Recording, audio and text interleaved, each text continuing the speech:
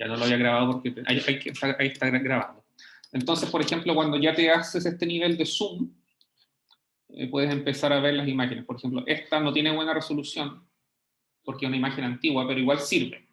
Se ve claramente que el glaciar ha retrocedido. Entonces, acá ya empezamos a ver un cambio. Entonces, el zoom tiene que ser lo suficiente para que puedas ver claramente el frente del glaciar. O sea, una cosa así de atrás no te sirve. Tiene que ser enfocado con más o menos con este nivel de precisión. Perdón, de zoom. Ah, ok, perfecto. Sí. ¿Otras preguntas? ¿Consultas? Profe, en la P2, en la parte 1, se pide como ver la diferencia de las morfologías visibles como de manera general, y en Sí, la parte general. 2, General. ya. Sí. Y en la parte 2 con las topografías sombreadas O sea, de Hawái y Kauai. sí. La parte 1 específicamente, siendo un poco más específico, creo que alguien me lo preguntó por correo, es específicamente el caso de Kauai y las Torres del Paine. Después el punto siguiente, la isla de Hawái y la isla de Kauai. Ya, muchas gracias. De nada. Profe, en la P4 hay que argumentar porque uno ocupa cierto método para calcular la No, velocidad. no. Usen el que prefieran. Ah, ok, perfecto. Lo que tienen que decir, sí, lo que les voy a pedir es que, como se van a dar cuenta, las velocidades varían en el tiempo. Entonces, quiero que mencionen qué ventaja o desventaja tendría usar uno u otro. Pero eso les va a salir automáticamente en cuanto utilicen uno u otro. Me perdí. Entonces, hay que calcularla con el método que queramos y después Sí. poner qué ventajas tenía ocupar ese método. Sí, dentro del contexto de determinar velocidades de glaciares. Ah, ok. Ah, y sobre el método este de diferencias finitas, que lo busqué un poco en internet ya que la verdad nunca lo había visto, ¿Ya? pero para ver si lo entendí bien, es básicamente como tenemos distintos intervalos, por ejemplo, no sé, 2003 y 2011 en la siguiente imagen, entonces calculamos como todo el desplazamiento de ese intervalo, lo dimos en el tiempo y calculamos la velocidad de ese intervalo. Y después Exactamente. eso lo aplicamos a todos los intervalos y al final lo Exactamente. promediamos. Sí, exacto. No, Ok. a todos los intervalos, no tienes que promediarlo. Ah, Entonces, pero y... el método de diferencia finita es sencillamente tomar una derivada y discretizarla en intervalos pequeños, lo que equivale a decir que estás aproximando la pendiente de una recta. Entonces, con diferencias finitas, tú puedes determinar la velocidad para cada intervalo. Pero ¿y después cómo tenemos entonces la velocidad como promedio que piden? Ah, bueno, sí, ya, tienes razón, sí, con eso la puedes sacar. Sí, después tienes que promediar esas Ah, ok. velocidades. Ok, ok. Y es algo que lo que pasa no es que no lo hayan visto, no lo han visto aplicado, lo han visto en términos tan teóricos que parece que fuera una cuestión como un invento matemático sacado del bolsillo, pero en verdad es algo que es completamente aplicable y concreto y sirve para cualquier cosa donde uno trabaje con datos de lo que sea.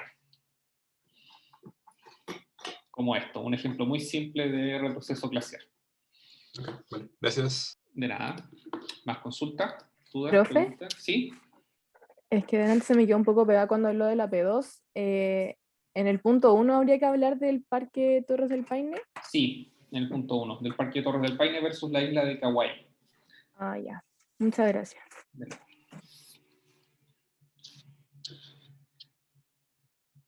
¿Más consultas? ¿Dudas? Pareciera que no. Entonces, las notas las voy a tratar de tener el viernes para que sepan inmediatamente si dan examen o no. El examen va a ser de nuevo, algo del mismo tipo. Lo voy a mandar. Les voy a decir el jueves cuándo lo voy a mandar, pero la idea también es que sea una cosa como la que han hecho hasta ahora. No los voy a hacer sentarse frente al computador y que entreguen algo, no sé, 3 horas después. No, prefiero que hagan una tarea de este tipo que los permite, que les ayude a pensar un poco más en vez de repetir materia como se suele hacer en las pruebas presenciales.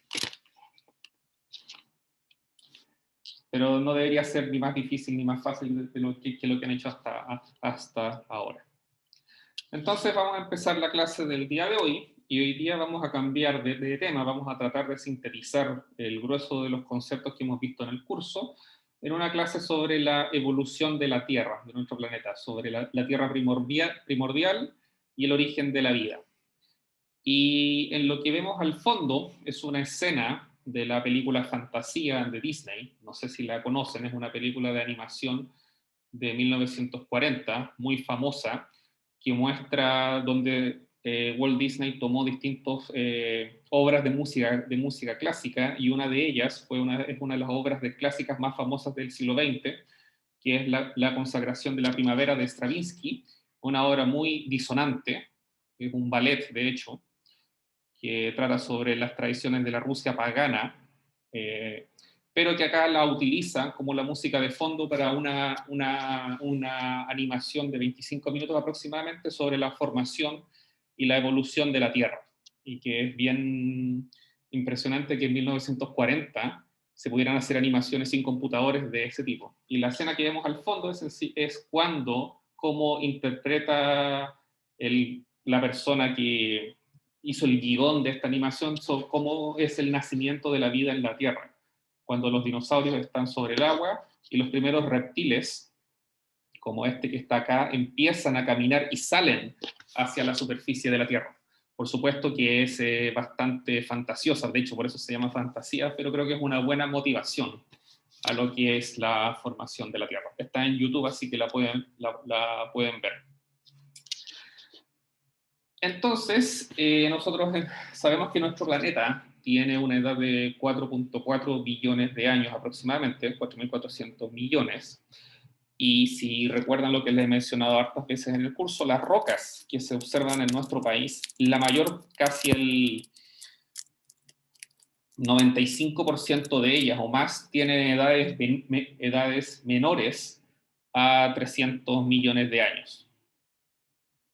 En general, sí, de los menores a 300 millones de años. Entonces tenemos un periodo de 4.1 millones de años, que en un margen del cual, en este margen de subducción, que lo constituye nuestro país, casi no hay evidencia geológica de lo que ha sido la evolución de la Tierra. Entonces la idea de esta clase es mostrar qué ha pasado de esta clase y la próxima, cómo ha evolucionado este planeta.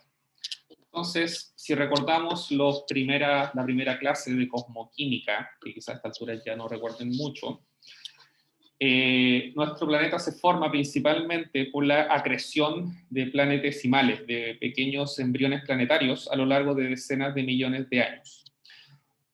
Se interpreta que en algún momento hubo un impacto con un meteorito que hizo que parte de este material el impacto de un protoplaneta, lo cual condujo a la formación de la Luna. Y durante los periodos de acreción planetaria hay evidencia de un fenómeno que se llama el gran evento de bombardeo, que es una serie de colisiones de diversos meteoritos que colisionaron sobre todo el sistema solar. Uno de estos meteoritos, cuando chocó aproximadamente 65 millones de años atrás, fue el cual es responsable de la extinción de los dinosaurios, que vamos a ver en la próxima clase. Entonces, esta figura lo que muestra es un poco la extrusión de magma durante los periodos de formación de la Tierra, con la presencia de agua líquida y también la presencia de grandes cráteres, de los cuales, a diferencia de Marte o de Venus, ya casi no hay evidencia en nuestro planeta por los procesos de tectónica de placas, de meteorización y de erosión. La atmósfera que existía al principio de la formación de nuestro planeta era probablemente muy distinta a la que existe al día de hoy, y lo que se sabe es que no tenía oxígeno libre, y si lo tenía en cantidades muy pequeñas, y eso marca el cambio a la liberación de oxígeno en nuestro planeta. Se produjo aproximadamente hace 2.500 millones de años, y es uno de los eventos más importantes en la evolución de nuestro planeta. Entonces, ¿qué sabemos de este tiempo? La verdad es que mucho de lo que se sabe de la Tierra temprana, que es un tema que siempre sale en en artículos de alto impacto en revistas científicas como Nature o Science, que son las más leídas por los científicos de todo tipo. La verdad, no mucho, porque no tenemos rocas que tengan esas edades. Pero lo que sí sabemos es que en la formación Jack Hills, que es esta unidad de rocas que queda en el oeste de Australia, hay zircones, que son un mineral que tiene circonio, y este circonio, y los zircones tienen uranio, y el uranio se descompone radiactivamente y se puede utilizar para datar las rocas. Y estos zircones, que son estos minerales que están acá, que son granos increíblemente resistentes a la abrasión mecánica, entonces son el mineral perfecto para datar rocas en general de todo tipo, a menos que las rocas sean muy jóvenes, hay que usar otro tipo de técnicas radiométricas.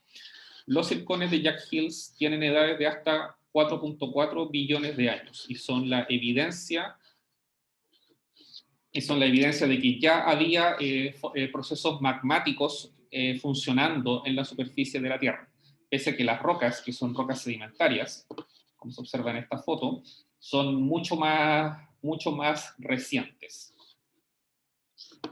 Esto también nos indica que probablemente había corteza continental, porque los zircones se forman principalmente en rocas graníticas. Hay una explicación geoquímica que se ve en el curso de geoquímica, y es que básicamente el zirconio es un mineral, es un elemento incompatible.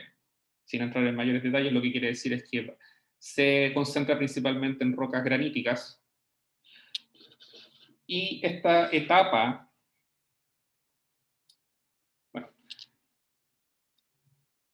y los zircones también tienen la gracia de que su temperatura de formación, la temperatura a la cual empieza a funcionar el sistema radiométrico del uranio plomo en estos granos, es del orden de 800 grados. Entonces también nos indican que a 4.4 billones de años estas rocas ya tenían una temperatura de 800 grados, lo que es lo suficientemente baja para que se formen estos cristales.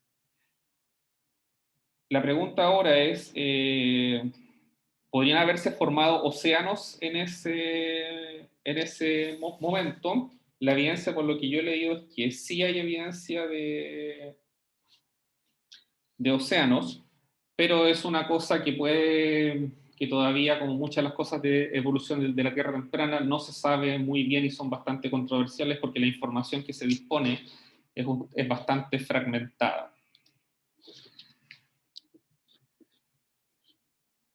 Bueno, estas son imágenes que muestran aproximadamente la distribución espacial de distintos cráteres que se infiere que se habrían formado por la colisión de meteoritos y donde muchos de ellos tienen edades en general mayores a 4.5 billones a 3.5 billones de años. Y el hecho de que casi no hayan cráteres de estos que se registran al día de hoy, como les dije anteriormente, a diferencia de Marte, que está lleno, el hemisferio sur de Marte está lleno de cráteres, esto es una evidencia que la superficie de la Tierra ha sido reprocesada, derretida, mezclada, enterrada, deformada, etcétera, por los procesos de tectónica de placas. Entonces eso también nos permitiría de inferir que la tectónica de placas ha estado presente desde los tiempos muy tempranos en la formación, en la evolución de nuestro planeta. Este periodo de tiempo, que es un eón geológico, se llama el Adiano, y cubre aproximadamente de 4 a 4.5 billones de años, y desde el cual, como les decía, no hay rocas que lo permitan definir, excepto estos granos de zircones. Entonces, ¿dónde están las rocas más antiguas de nuestro planeta? Están en lo que se llama el Cratón de los Esclavos. No sé por qué se llama esclavo esta zona del norte de Canadá, queda en el escudo de Canadá. Un cratón es una zona donde las rocas son muy antiguas y donde no ha habido actividad tectónica durante miles de millones de años. Si uno quiere ir a ver rocas antiguas, a diferencia de las que hay en Chile, tiene que ir a lugares como Canadá, como Brasil, como Sudáfrica, para encontrar este tipo de unidades, y a diferencia de Canadá, si uno quiere ver rocas recientes, no tiene que ir a Canadá, tiene que venir a lugares a márgenes de solución como Chile, como Japón o como Indonesia. Entonces, las rocas más antiguas están en el cratón de los esclavos, es un gneiss, es una roca metamórfica. Estas rocas muy antiguas suelen ser rocas increíblemente deformadas debido a al gran paso del tiempo y a toda la diversidad de procesos geológicos que han ocurrido en nuestro planeta, y es el complejo de gneisses de Acasta, que se observa que se muestra acá. ¿Cómo se ven? Estas son fotos, se ven las típicas bandas de cuarzo que tienen las rocas, los gneisses, con bandas alternadas, con bandas negras de composición más máfica, y tienen edades aproximadamente 3.9, 4.1 billones de años. En este momento de la formación de la Tierra, el bombardeo de meteoritos ya había terminado, y la Tierra se estaba volviendo un poco más hospitalaria para la vida, pero eso es relativo, porque no es para nosotros, porque entre que haya meteoritos, porque no había oxígeno en ese momento en la atmósfera, pero el hecho de que ya no hubiera una colisión de meteoritos lo hace un poco más, bastante más habitable. Entonces estamos hablando de este periodo de tiempo, de la transición entre el Adiano y el Arquiano. Y en el Adiano, como les dije, no hay rocas, solo tenemos las edades de estos circones. Sabemos que el 80% de la corteza de nuestro planeta se creó en el Arquiano, como muestra esta tabla, al momento de transicionar hacia el Proterozoico, que es cuando ocurre el aumento significativo de los niveles de oxígeno en la Tierra. Casi el 80, quizás hasta el 90% de esta ya estaba creada, y esto ya estaba creada. Ahora, ¿qué tipo de tectónica de placas había en ese momento en la evolución terrestre? No se sabe bien, es materia de especulación, y de nuevo es un tema que cada cierto tiempo sale en la prensa científica de alto nivel. Se piensa que podría haber sido distinto porque la estructura termal de la Tierra en ese momento era distinta a la actual, porque había más calor. Entonces se puede pensar que si hay más calor, el proceso de convección en el manto va a ser completamente distinto, va a tener una magnitud mayor a la que tiene actualmente. Se piensa que podrían haber tenido placas pequeñas que se mueven más rápido, probablemente por esta mayor convección en el manto. Hay otras teorías que proponen que la litosfera del Arquiano era demasiado cálida y por lo tanto era demasiado cálida, entonces las placas tectónicas que podían existir en ese momento flotaban muy fácilmente, entonces no podían subductarse, y por lo tanto el estilo de tectónica de placas podría haber sido bastante distinto al actual, pero eso es bastante especulación y no es como algo en lo cual vaya a haber una respuesta definitiva, porque sencillamente hay muy pocos datos que permitan determinar esas cosas. Cuando digo la corteza me refiero específicamente a la corteza continental. Entonces, ¿cómo era la Tierra en ese momento? Sabemos que de las rocas que hay en estas zonas cratónicas, zonas que se formaron hace miles de millones de años, en general hay 5 tipos de rocas principales, que son gneisses, rocas metamórficas de alto grado, esquistos verdes, o en la literatura conocido como greenstones, como si cinturones de rocas verdes, que en algunos lugares del mundo, como en Sudáfrica, tienen muchos yacimientos minerales, que son básicamente metabasaltos, como por ejemplo los que hay en el fondo de una dorsal oceánica. Granitos iguales a los que se observan en un granito como el de las Torres del Paine, o de los que hay en el cajón del río Maipo, con la típica mineralogía, plagioclasa, cuarzo, feldespato potásico y granos de biotita y otros minerales ferromagnesianos. Algunos tipos de rocas sedimentarias como graubacas, greywacke, como se conocen en inglés, que son mezclas de arena y arcillas, como esta que se observa acá, y lo otro que es chert. El chert no es más que precipitación de sílice orgánico biogénico, si no me equivoco. Y estos forman el grueso de las rocas que se observan en los cratones, como se observa en esta figura. La parte superior lo que muestra es cómo uno infiere que es el sistema tectónico de placas, donde tenemos una placa con una cadena de volcanes producto de un hotspot, como la cadena de volcanes de Hawái, la cual subducta en una zona de subducción, dando origen a un arco magmático. Acá tenemos otro arco magmático. Y aquí tenemos un margen pasivo con una zona de extensión, como en el Rift de Afar en África. Entonces, en las zonas en los cratones geológicos, como en Brasil, como en Canadá, uno ve evidencia de colisiones, por ejemplo, de continentes, que dan origen a esta ensalada de rocas, que son las que vemos, las que les acabo de mencionar, donde, por ejemplo, hay zonas, muchas de estas rocas, zonas de, por ejemplo, los cinturones de esquistos verdes, están separados mediante zonas de falla que se conocen como suturas en la literatura de geología antigua.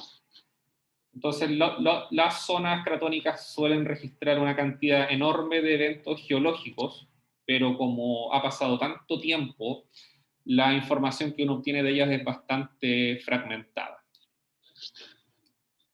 Y entonces uno solo ve una pequeña parte de todas las unidades litológicas que se infiere que dieron origen a estos cratones.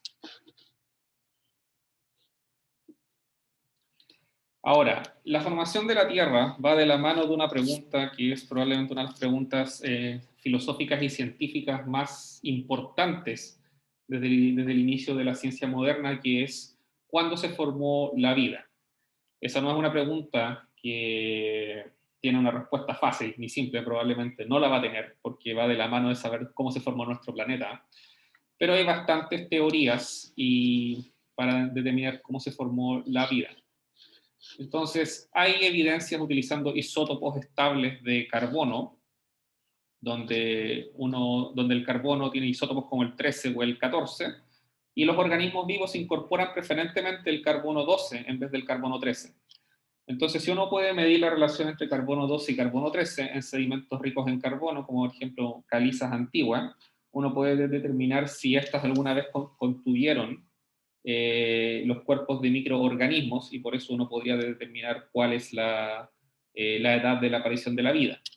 El ejemplo más simple es determinar dónde hay fósiles en distintas rocas, donde aquí vemos la foto de un afloramiento, y a medida que nos acercamos, hacemos un zoom.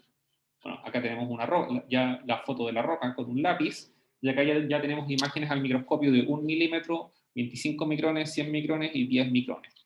Entonces, utilizando técnicas de microscopía avanzada, uno puede observar ciertas trazas fósiles, donde las primeras evidencias de vida en nuestro planeta ocurren entre los 3.2 y los 3.8 billones de años en el Arqueano.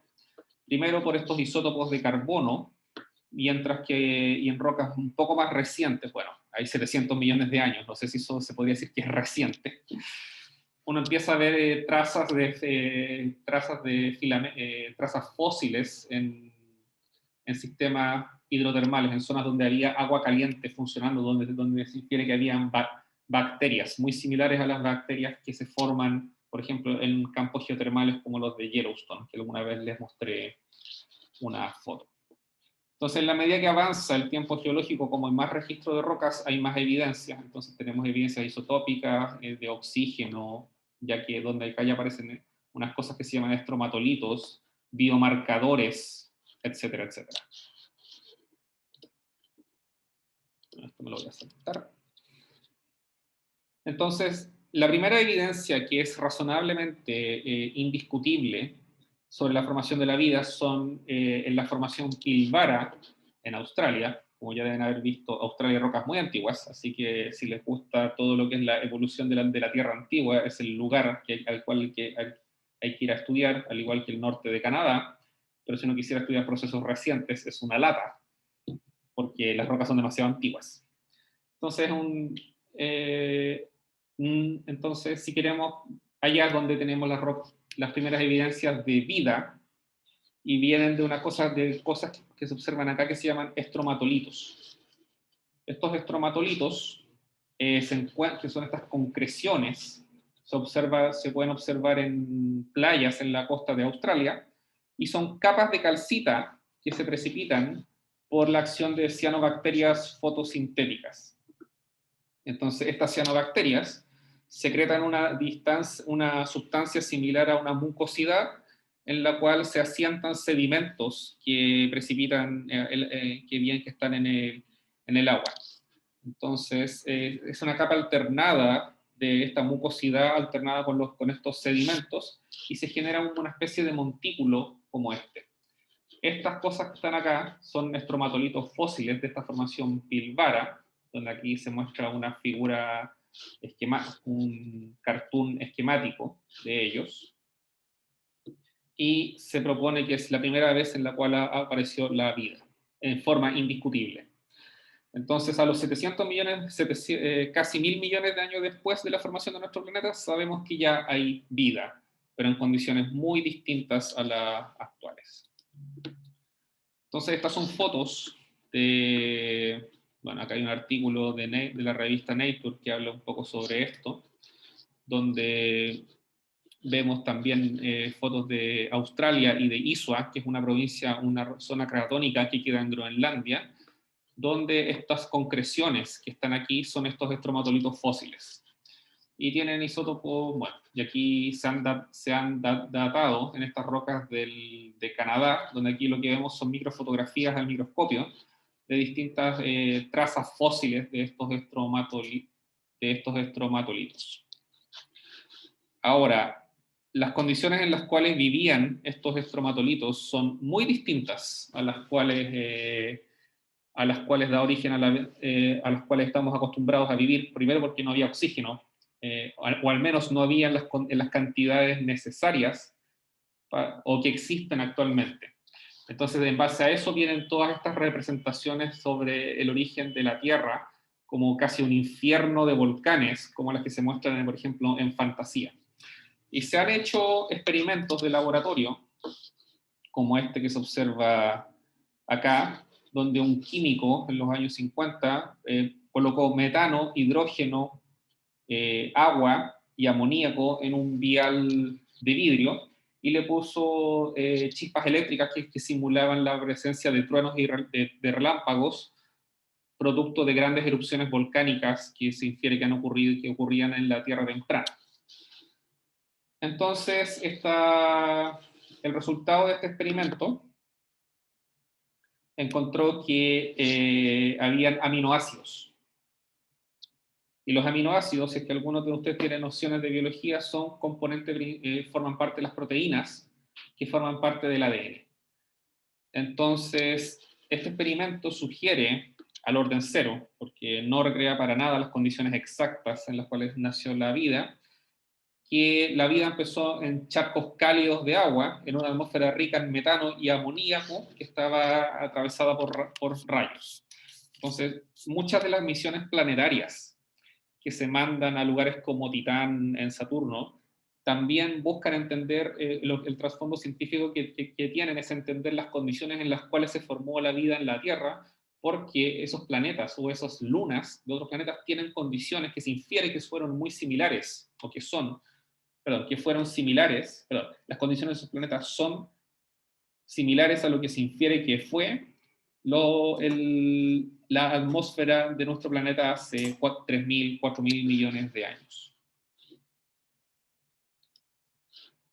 Ahora, ¿por qué nos interesa tanto saber cuándo empezó la vida? La razón es porque ha cambiado enormemente la forma de nuestro planeta y la vida ha sido un componente importantísimo para poder cambiar los niveles de oxígeno y hacer que nuestro planeta sea habitable, entre otras cosas. Pueden pensar en la cantidad de biomasa que hay y cómo eso puede regular el ciclo del carbono y el ciclo del hidrógeno, entre otras cosas. Un evento muy importante es que ocurrió en la evolución de nuestro planeta a los 2.4 billones de años, es esto que se marca acá en verde, donde esta curva lo que muestra, figura lo que muestra es la presión parcial de oxígeno, y vemos que el contenido de oxígeno era prácticamente muy bajo, casi despreciable, y que aumenta 7 órdenes de magnitud a los 2.4 billones de años. Y ese evento se conoce como el gran evento de oxigenación, que cambió completamente la concentración de oxígeno y que vamos a ver más adelante también tiene una presencia, un registro geológico a nivel de las rocas. Está asociado también a cambios en las concentraciones de metano en la atmósfera. El metano ya no es un componente principal de nuestra atmósfera, lo fue en el pasado y también lo es, y es muy importante en atmósferas planetarias, como por ejemplo en las lunas como en Titán, en Saturno. El nitrógeno no ha cambiado tanto, el CO2 ha cambiado, pero tampoco de los niveles que ha cambiado el oxígeno. El CO2 se mantiene dentro del orden de magnitud, a lo más 2 órdenes de magnitud, pero no 8 órdenes de magnitud como el oxígeno. Y a lo largo del tiempo geológico han habido otros momentos en los cuales han habido nuevos pulsos de oxigenación. Entonces, ¿cuándo empieza, sintetizando, cuándo empieza la vida? 3.8 billones de años, por evidencias isotópicas, con isótopos de carbono, entre otras cosas, controvertida. Los fósiles primeros son estos estromatolitos que les mostré en Australia, y en una atmósfera en la cual no había oxígeno. El oxígeno aparece a los 2.4 billones de años por este gran evento de oxigenación. Entonces, esto es lo que se reconoce como una atmósfera de condiciones reducidas, y por estos experimentos de laboratorio sabemos que en estas condiciones uno podía eventualmente formar aminoácidos, que son los que al final forman proteínas y forman el ADN. Entonces, hay evidencia de actividad tectónica porque hay rocas volcánicas, hay rocas metamórficas, hay rocas de diverso tipo que tienen edades que tienen estas edades. Entonces, eso nos indica que había actividad tectónica y que proveía ambientes para la catálisis abiótica de moléculas orgánicas. Y catálisis quiere decir que se acelera la formación de moléculas, que tienen carbono, pero las cuales todavía no forman vida. Pero el origen exacto nadie lo sabe, y eso es algo que habría que preguntarle más bien a un biólogo antes que a un geólogo geofísico como yo, porque esto es un tema que escapa un poco de mi especialidad. Lo que sabemos es que la vida en el Arqueano, en este periodo de tiempo, principalmente de los 4.000 hasta los 3.200 millones de años, podemos dividirlo entre dos familias, que son los procariotes y los eucariotes, y para ello, todos los fósiles del Arqueano parecieron que han sido procariotes, ni siquiera eucariotes. Los procariotes son células morfológicamente más simples, no tienen núcleo, no tienen mitocondria, no tienen ninguna de las cosas que permiten hacer, que tienen células más complejas como las células animales, pero cambiaron profundamente la evolución de la Tierra. Se interpreta que el oxígeno que existe en nuestro planeta proviene principalmente de la fotosíntesis que utilizaban estos procariotes para alimentarse. Entonces, ¿cuál es la diferencia entre un procariote y un eucariote? Esto es probablemente lo único que vamos a hablar de cosas netamente biológicas en esta clase. Los eucariotes son células que tienen una estructura muchísimo más compleja que la que tienen los procariotes, que solo tienen básicamente un núcleo, un par de membranas celulares y algunas cosas como los ribosomas. Pero si se acuerdan de las clases de biología del liceo o el colegio, no tienen mitocondrias, no tienen retículo endoplasmático ni ninguna cosa más compleja. Entonces son un tipo de célula muy básico, que son los que primero se piensa que se forman en nuestro planeta. Ahora, la pregunta es cómo generamos oxígeno en la atmósfera. con la combinación de, al disolver agua en moléculas de hidrógeno y en moléculas de oxígeno. Entonces, el hecho de que, y un ejemplo de esto, de que haya oxígeno disuelto, es que tiende a oxidar la superficie de los planetas, y un ejemplo de eso es que la superficie de Marte está completamente roja. Entonces, ¿cómo creamos el oxígeno en la atmósfera? Por ejemplo, por respiración celular. Dióxido de carbono más agua nos libera oxígeno. Y esta cosa que no recuerdo lo que era. Pero como... Sí, eso. Y esta es la respiración esta es la respiración fotosintética. Entonces, la fotosíntesis de algunos de estos procariotes u organismos microcelulares podrían haber generado el oxígeno que eventualmente se acumula en grandes cantidades en la atmósfera de nuestro planeta. La pregunta del millón es ¿por qué a los 2.4 billones de años? ¿Por qué en ese momento es cuando se disparan los niveles de oxígeno? Y eso es, para variar, como en las grandes preguntas científicas, no es algo que sepamos al día de hoy. Hay otras teorías que dicen que el enterramiento de materia orgánica, en esta figura donde vemos el ciclo del carbono, el enterramiento de materia orgánica que remueve este CH2O, es lo que podría también liberar grandes cantidades de oxígeno en la superficie de nuestro planeta. Pero son temas bastante controversiales e hipotéticos. Ahora, no, esto lo voy a saltar.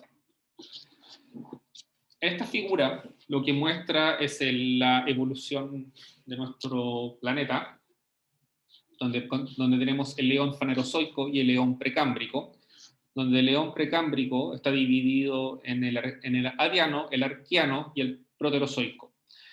A mediados del arqueano, como vimos, es cuando hay las primeras evidencias de vida en estos estromatolitos, pero en este gran evento de oxigenación es cuando la vida también se hace más compleja y empiezan a aparecer las primeras trazas de animales y de algas. Este gran evento de oxigenación de la atmósfera es el que marca el límite entre el arqueano y el proterozoico, y ocurrió hace 2.500 millones de años atrás, 2.400, y sabemos que existe además porque hay un tipo especial de formaciones de rocas que tienen de hierro, que se llaman los BIF, las formaciones de hierro bandeadas, las cuales solo se forman en condiciones con una atmósfera reductora en la cual no había oxígeno. Y esas solo aparecen, prácticamente desaparecen después de los 2.500 millones de años. Como son tan antiguas, en nuestro país no hay. Yo las he visto y creo que en un museo en Estados Unidos, y creo que es el único tipo de roca así único de la Tierra temprana que he visto en persona.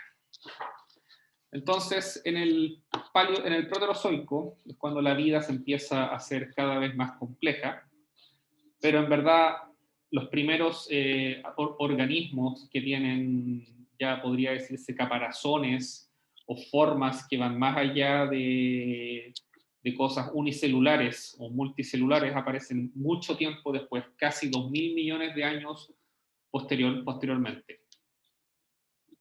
La presencia de la vida en masa aparece en el Cámbrico, en el momento que se conoce como la explosión cámbrica, y eso es lo que nuevamente determina el proterozoico y el paleozoico. Y nuevamente pueden pensar que la aparición de grandes masas de vida va a producir un segundo pulso de oxigenación en la atmósfera.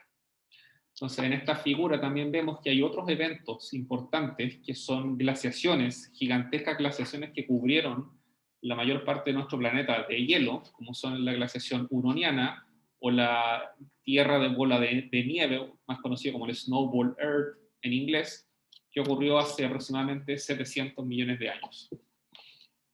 Entonces, la evolución de la Tierra ha sido cualquier cosa menos tranquila, ha sido un proceso bastante caótico y bien no lineal, y es probable que siga siendo muy no lineal.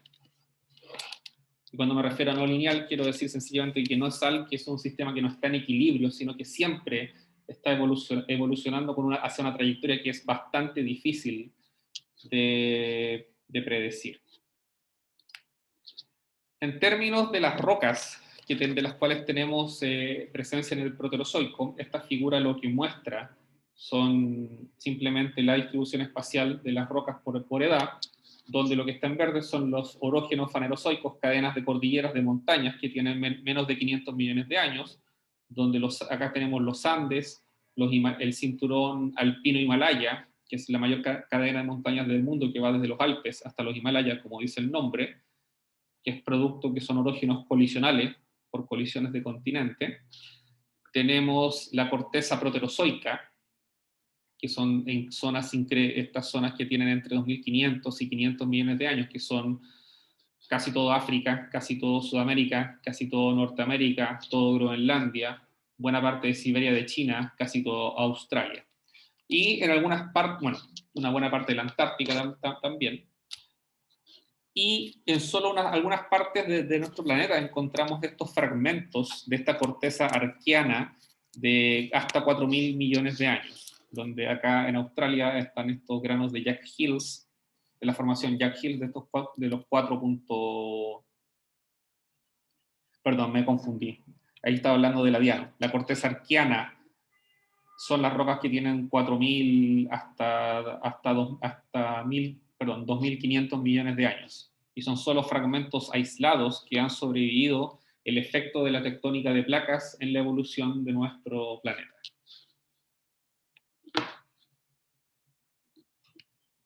Entonces, todas estas zonas que son con rocas muy antiguas, proterozoicas o incluso más antiguas, son lo que se conoce como un cratón, una zona que al día de hoy es estable geológicamente.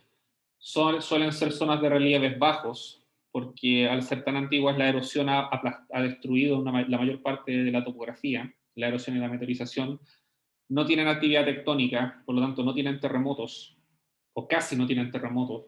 Eso no es tan cierto así tal cual, pero no se espera que acá, por ejemplo, ocurra un terremoto de magnitud 8 como ocurre en Chile. No tienen actividad volcánica, porque también porque tampoco son bordes de placas, ni hay puntos calientes, ni nada por el estilo. Entonces son zonas que por las cuales no ha pasado nada desde un punto de vista geológico desde hace varios miles de millones de años. Y si uno quiere entonces estudiar la Tierra antigua, tiene que ir a esos lados. Entonces, en Chile estamos en el peor lugar del mundo para estudiar la Tierra antigua. Ahí tenemos que viajar hacia Brasil. Y si estamos en Brasil, estamos en el peor lugar del mundo para estudiar procesos tectónicos activos como volcanismo o terremotos o formación de cadenas de montañas, porque no hay nada reciente ahí. Entonces, como les mencionaba anteriormente, este pulso del gran evento de oxigenación de la atmósfera, uno lo evidencia por la presencia de estas cosas rojas con negro que se llaman una formación de hierro bandeada o un BIF, que son importantes menas de hierro en el mundo, de hecho, sobre todo en zonas cratónicas. Estos BIF, se marca acá la concentración relativa de los BIF en función de la edad, y los BIF alcanzan un máximo a los 2.5 billones de años y después su concentración desaparece notoriamente. Entonces estos BIF son la evidencia de que solo tienen hierro reducido, son evidencia de que había una atmósfera que no tenía oxígeno, y posteriormente, cuando desaparecen, aparecen las capas rojas, que son evidencia de la oxidación de hierro, como por ejemplo depósitos, otro tipo de por ejemplo los suelos tropicales, que tienen mucha evidencia de oxidación. Entonces nos muestra que acá es cuando saltan los niveles cuando los niveles de oxígeno saltan. Entonces estos BIF, que como les dije, yo los vi creo que una vez en un museo de Estados Unidos, y es la única roca antigua que he visto en mi vida, son probablemente la evidencia geológica de uno de los eventos más importantes que ha ocurrido en la evolución de nuestro planeta. Bueno, y esto es algo más asociado al suelo, pero lo vamos a saltar. Entonces esta imagen de nuevo muestra un poco más de lo mismo, la escala de tiempo geológica en función de la edad, donde en la columna azul, en azul vemos los eventos de los aumentos relativos de las concentraciones de oxígeno. Acá hablan de el billón aburrido entre los 0.8 y los 1.8 billones de años, en los cuales pareciera que no pasan grandes cosas en términos de la evolución de la vida, pero sí coincide con los periodos en los cuales estamos hablando de los ciclos de supercontinentes, porque los continentes, como algunos quizás saben y mencionaron en el control 1, los continentes de la Tierra han chocado, han chocado formando grandes continentes para luego desmembrarse. Eso no es algo que les pregunté en esa prueba, pero igual algunos lo invocaron. Y estos son los periodos que coinciden con la formación del gran supercontinente de Nuna y el supercontinente de Rodinia. También tenemos evidencia, en esta escala muestra quizás en forma un poco más clara, estos eventos de oxigenación, donde los colores marcan la separación entre el Arqueano, el Proterozoico y el Fanerozoico. Pero también tenemos evidencia de que hay grandes procesos de glaciación en nuestro planeta. Y la evidencia nuevamente viene de las piedras, y estos eventos están evidenciados por grandes depósitos sedimentarios, donde lo que vemos esto es un til, este depósito glaciar que ya fue litificado luego del paso de millones de años, y esto se puede datar, y estos eventos, las edades que nos entregan estos depósitos, son, sobre todo para el Snowball Earth, nos indican que la Tierra, el grueso de la Tierra, estuvo cubierta de hielo hace varias centenas de millones de años. Uno podría pensar, ya, pero esta es una roca que está localizada en un lugar específico, pero no, son rocas que están localizadas de la misma edad en varios lugares de la Tierra. Entonces estos til glaciares, que tienen estos clastos angulosos de evidencia de poco transporte, producto del movimiento del hielo, los granos no han sido redondeados hasta ser transportados, por ejemplo, hasta una playa. Entonces eso nos indica que la distancia de transporte ha sido pequeña, el depósito tampoco tiene selección. Son la evidencia de estas grandes glaciaciones que han ocurrido en el pasado geológico. Uno también puede ver superficies estriadas, y eso también por el movimiento del hielo, y eso también son evidencia de estas glaciaciones del pasado geológico.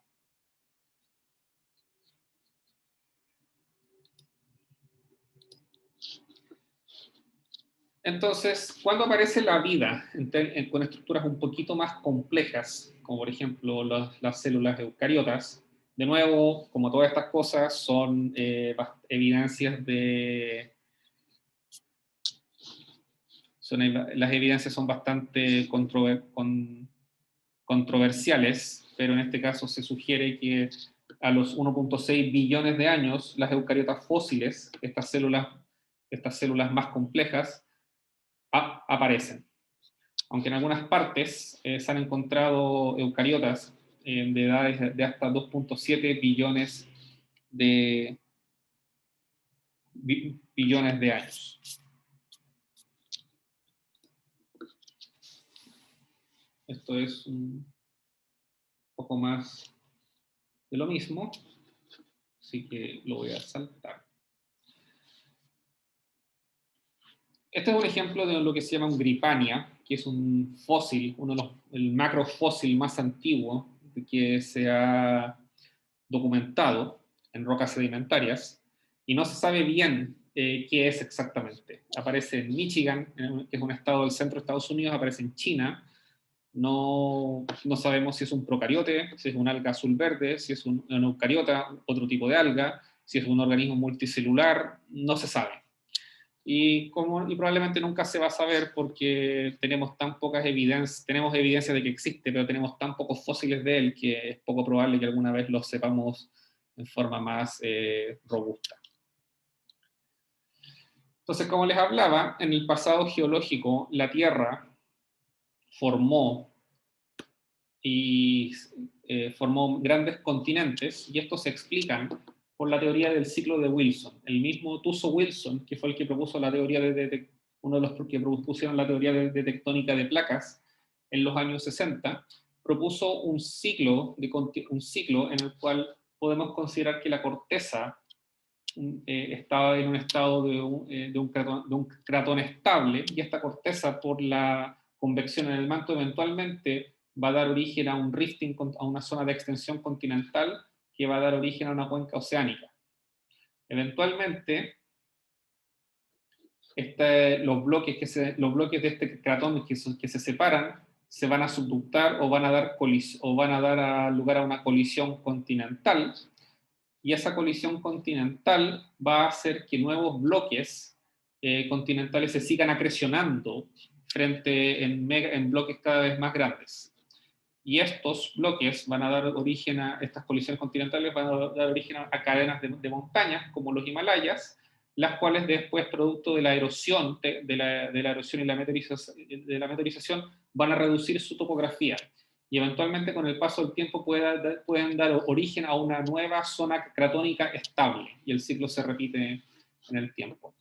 Entonces, cuando uno data zircones, que son este mineral que es muy resistente a la abrasión, que es bueno para hacer dataciones uranio-plomo, uno encuentra pics de edades. Y estos pics de edades, como el zircón es un mineral ígneo, se interpretan como que habían grandes eventos de colisiones continentales que daban origen a grandes arcos magmáticos en el pasado. Entonces, cuando uno data rocas metamórficas antiguas de Sudamérica, uno encuentra pics del orden de 500, 600 millones de años, y eso en la literatura se conocen como las orogenias brasileñas, famatiniana, etc. Y estos pics nos indican que en ese momento los continentes, los megacontinentes, estaban terminando de acrecionar en el pasado. Durante los periodos de oxigenación, de gran oxigenación de la atmósfera, no tenemos evidencia de una colisión continental, como sí la tenemos en forma posterior. Tampoco hay como evidencia misma en el Snowball Earth de que hubiera un gran evento de colisión continental en ese momento.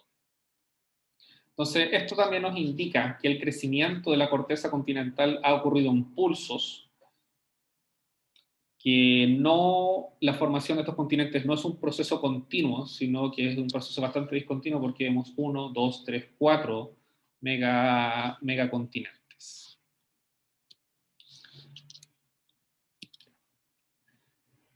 Entonces, uno de estos eventos de glaciación que les mencioné anteriormente, que es el Snowball Earth neoproterozoico, hay evidencia de grandes depósitos glaciales, como los que se observan en esta fotografía, en estos depósitos glaciales, con rocas que están distribuidas por varios lugares de la Tierra. Esto ocurrió hace 750 millones de años, y como les mencionaba, mucho de esto también es bastante controversial, porque pese a que hay evidencia, no se sabe bien el mecanismo por el cual la Tierra tuvo estas grandes glaciaciones en el pasado. Algunos piensan que el Snowball Earth ocurrió cuando Rodinia, como cuando este megacontinente que existía a los 1000 millones de años, empezó a desmembrarse. Esto podría haber facilitado la glaciación, porque cuando todos los bloques continentales que forman un megacontinente, de hecho hay nombres que les pueden sonar como Amazonia, Río de la Plata, y eso es básicamente porque rocas que hay en el cratón del Amazonas y en el cratón del Río de la Plata formaron parte de este megacontinente de Rodinia. Cuando estos continentes se empiezan a separar, se permite que los océanos, que haya circulación oceánica, que haya cambios en la circulación.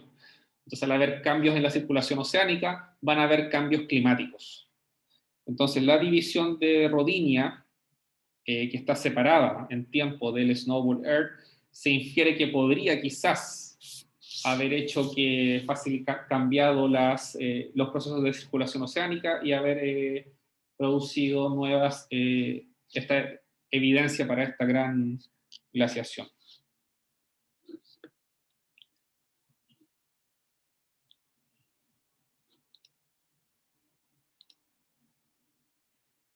Bueno, hay otras evidencias para estos eventos antiguos de glaciaciones.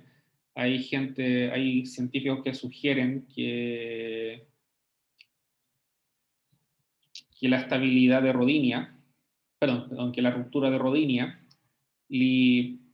induce el aumento en la productividad biológica, y eso hace que haya más liberación de nutrientes, sobre todo en los océanos, y eso también facilita el entierro de dióxido de carbono. Si enterramos carbono, significa que estamos disminuyendo la cantidad de materia orgánica disponible para formar gases de efecto invernadero. Si tenemos menos gases de efecto invernadero, la temperatura de la Tierra no se va a calentar, porque ya no hay suficiente CO2 para para aumentar la temperatura, y por lo tanto la Tierra se va a enfriar. Entonces, nuevamente hay toda una serie de teorías climáticas, biológicas, que permitirían entender el por qué la Tierra ha tenido estos eventos de alternancia entre glaciaciones y periodos de temperatura más normal. Finalmente, voy a terminar con el último gran evento que ocurre antes del Fanerozoico, que es la aparición de los animales y de la fauna ediacariana. Y esto ocurrió cuando terminan las grandes glaciaciones del Snowball Earth, hace aproximadamente 630 millones de años. Y en ese momento ya habían pasado casi 4.000 millones de años en la evolución de la historia de la Tierra. La vida había existido durante los últimos 3 a 3.5 billones de años, y las células ya habían evolucionado parcialmente, dando origen a formas de vida más complejas. Ya había oxígeno en la atmósfera, gracias a este gran evento de oxigenación, y hasta hace 50 años no se conocían macrofósiles en rocas más antiguas que el Cámbrico, de rocas de 550 a 500 millones de años. Ahora se sabe que hay evidencias de vida, como estos fósiles que se muestran acá, que fueron registrados en el periodo ediacariano, y que están en todos los continentes. Y esta vida, que ocurre entre los 540 y los 630 millones de años, se considera un precursor, una forma de vida de la cual es bastante misteriosa. Se considera un precursor a la explosión cámbrica, que es cuando literalmente la vida se multiplica en forma exponencial hace 540 millones de años. Yo no sé casi nada de biología, así que tampoco les puedo entregar más detalles sobre las cosas más biológicas de este tema. Sí. Entonces, hasta antes de la aparición del descubrimiento en masa de esta fauna ediacariana, se sabía que habían fósiles con trazas precámbricas, pero en general no se las consideraba controversiales y por lo tanto no habían sido analizadas muy en detalle. Entonces, esta figura lo que muestra es una tabla de correlación estratigráfica, donde vemos que en distintos lugares del mundo tenemos distintas formaciones, unidades de roca, zonas geográficas, como la cordillera de Flinders en Australia, la plataforma del Yangtze en China, la plataforma de Vendia en Rusia, y tenemos distintos tipos de vida que fueron registrados en el ediacariano. Uno de los más famosos es el Carniodiscus, que es algo que parece una hoja, que en las concepciones modernas artísticas uno piensa es una hoja que está flotando dentro del agua, pero por lo que entiendo, sin ser biólogo, es que la estructura, lo que se esperaría de encontrar en una planta, no se encuentra en una planta más convencional, no se encuentra en este tipo de fósiles, así que también es algo bastante misterioso el cómo funcionaban esta fauna ediacariana. Bueno, con esto termino la clase. Esto fue como un barniz muy rápido de la evolución de la Tierra, de los grandes fenómenos que han pasado en nuestro planeta desde la formación hasta la transición Fanerozoico-Proterozoico. Entonces, con eso termino la clase de hoy. ¿Tienen consultas? Profe, yo tengo una consulta sobre el control. Si va a haber ¿Sí? como una sesión de consulta o No, es hoy inscribimos día. auxiliar. Hoy día, Hoy día. hoy día y el jueves después de la clase. Ah, entiendo. Yo tengo una duda con la pregunta 4. ¿Ya? Específicamente en el punto 4 dice que afecta el cambio climático de la misma forma en cuencas glaciares en zonas geográficas similares. ¿No debería ser como diferentes? Porque según la clase daba el ejemplo como hemisferio norte y hemisferio sur. Sí, pero en este caso estás hablando todo de la Patagonia. O sea, el glaciar Viedma está a 50 kilómetros del glaciar Uppsala. Entonces, por eso me refiero a similares. Y el glaciar Entiendo. San Rafael tiene básicamente el mismo clima que el que tiene los glaciares de Campos de Hielo Sur. Ah, ya entendí lo que pedía. Muchas gracias, profe. De nada. ¿Más consultas, dudas, preguntas? Profe, yo tengo una, pero respecto a la clase.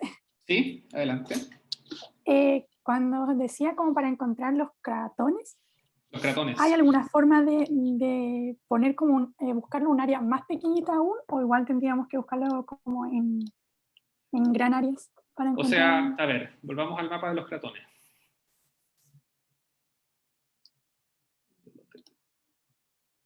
Se me perdió la diapositiva. Espera un poco. Ya lo encontré.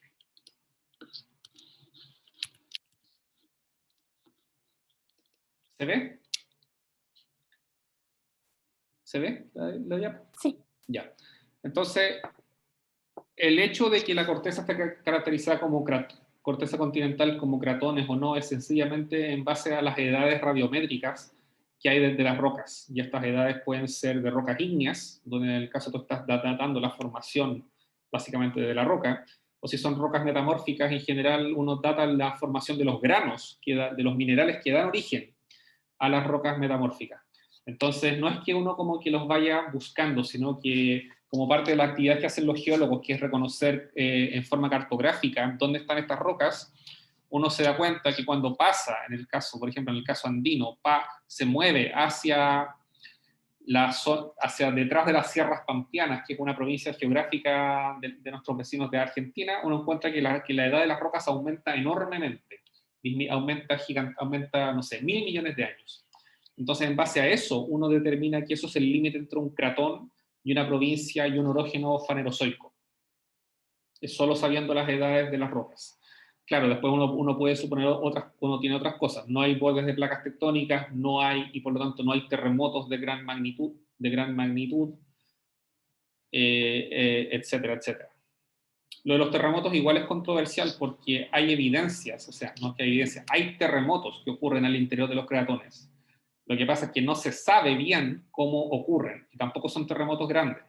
Entonces, uno piensa, por ejemplo, en el interior de Botswana, que es un cratón, una corteza proterozoica, hace como 4 años, 3 o 4 años, ocurrió un terremoto de magnitud 6.5, si no me equivoco. Y eso es muy grande y hasta el día de hoy los geólogos no saben bien por qué tú tienes de repente estos terremotos tan anómalos en zonas donde la teoría de la tectónica de placas te dice que ahí no deberían haber porque sencillamente no ha pasado nada en los últimos miles de millones de años. Pero, profe, ahí igual podemos hacerlo como al revés. ¿En qué Si es que sentido? no podemos llegar a una parte y no podemos sacar como la edad de la roca, ¿podemos primero como de lo otro? Hay cosas que te pueden sugerir. Por ejemplo, ¿sabes cómo es la topografía en Brasil?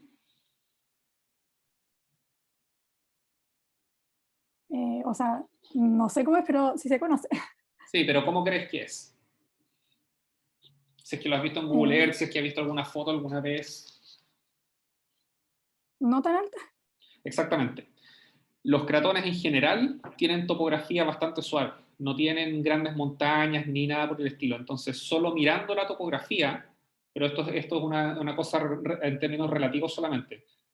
Tú, mirando la topografía de la Tierra, tú sabes que donde la topografía es más plana son zonas más antiguas, porque la meteorización y la erosión ha estado activa por tanto tiempo que todas estas cadenas de montañas antiguas están completamente erodadas. Entonces, eso te podría decir que las zonas más planas son más antiguas, en general. En general. Ah, ya. Sí. Muchas gracias. Eso es si no pudieras como datar una roca. Ujú.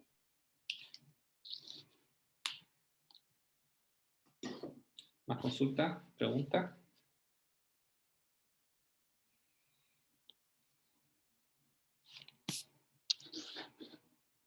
Profe, ¿Sí? volviendo al tema del control, en la P1.1 solamente tenemos que mencionar los 4 puntos que nos menciona, Sí, ¿cierto? sí, exactamente. Porque es Perfecto. de recursos energéticos y minerales. Ya, perfecto. Sí. Muchas gracias. No tienen que hablar no sé, de la corteza continental. O sea, si les ayuda a hablar algo para lo que es eso, está bien. Pero no tienen que hablar, no sé, del rifting en Marte, a menos que sea relevante para el punto específico que les estoy preguntando. Ya, perfecto. Entiendo. Gracias. De nada.